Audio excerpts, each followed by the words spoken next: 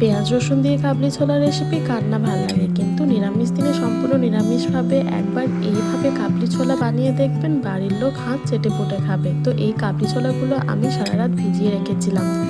তারপর প্রেসার কুকারে কম আঁচে একটু নুন দিয়ে 2-4টে সিটি দিয়ে নেবেন। তারপর কড়াইয়ে তেল গরম হয়ে এলে জিরে, গোটা গরম মশলা দিয়ে 2টো তেজপাতা দিয়ে একটু শুকনো লঙ্কা ফোড়ন দিয়ে ভালো করে নেড়ে চেড়ে নেবেন।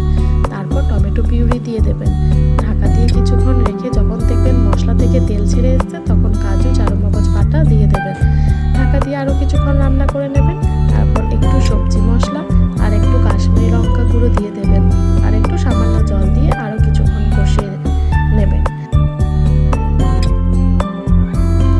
তারপর স্বাদ মতো একটু নুন আর একটু সামান্য চিনি দিয়ে দেবেন।